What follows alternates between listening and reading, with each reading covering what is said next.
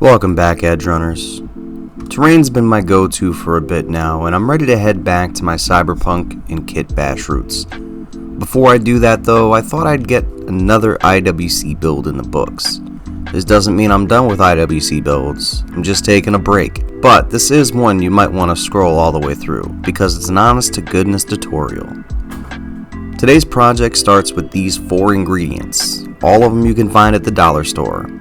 Floor polish, baking soda, and PVA with some play sand for texture. Once you mix it up, it's going to give you a nice thick paste. While you want to use about a 50-50 floor polish and PVA, how hard and how fast it sets up is really going to depend on how much baking soda you use. Should go without saying, you're going to want to lay down a surface you don't mind gets ruined. Once this stuff sets up, it's hard as nails. It'll scare your neighbor's children and train Marines, all while you're still working with it. Here, I'm squeezing the crud out of it, and it has 0 get.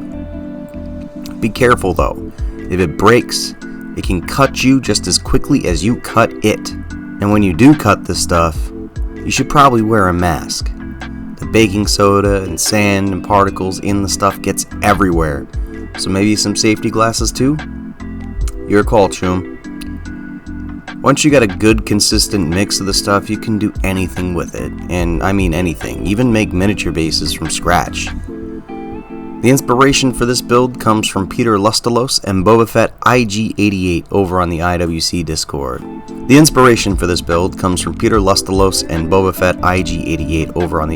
Discord. Peter's faction of fantasy adventurers and BFIG88's 1940s plague doctors had me imagining a world where the disease had lowered a population. The encroachment of the tears in space-time only led to the spread of the disease, which mutated quickly, creating a species of spider people. The building itself has structural elements of the Farnsworth House in Plainfield, Illinois, and material reference is medieval stucco. You might notice the abundance of strands of hot glue everywhere. Don't worry, while some would call that a crafting crime, this is a feature on my build. After boarding up and installing some of the windows, installing the rest of the windows, and even a door, it's time for paint. I'm not very well experienced with my airbrush technique yet. In fact, I don't really use it all that often. But I can tell you I'm using a Grex Genesis XT if that helps. It's a sort of weird, hybrid kind of brush that gravity feeds through the side. That said, it's insanely comfortable and easy to use. I'm just going to throw down colors and see what sticks, really. I don't have a huge plan or a method, but wanted the terrain piece to look burnt out, and the best way to do that is with dark tones. Layering up from lighter ones that help me see the areas I've hit and which angles are going to give me a better effect than just going at it straight on. I'll move up to dark tones right away by appreciating some of the recessed areas, like the boards in the windows, under overhangs, and on corners where I want more wear and tear to be seen.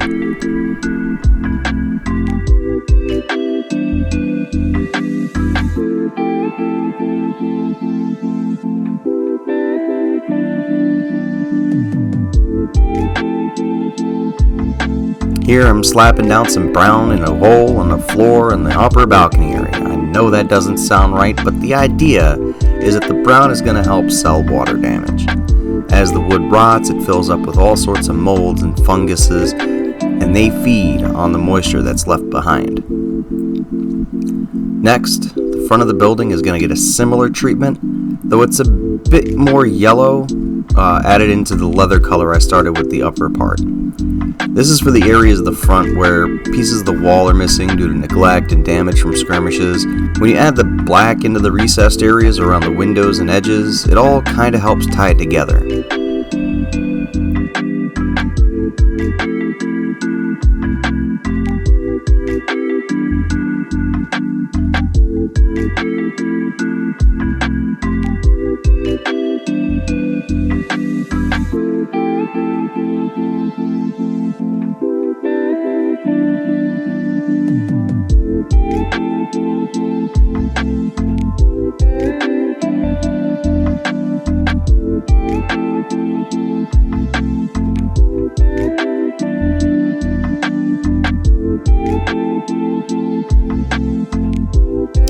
Spider Serum.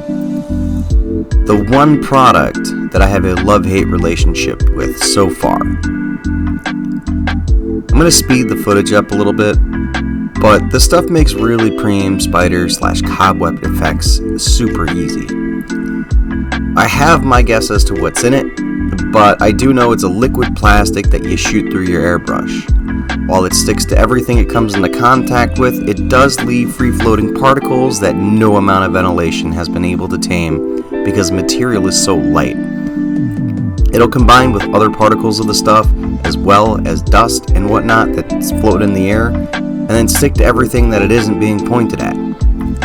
Though, I might not be able to complain too much since the results speak for themselves.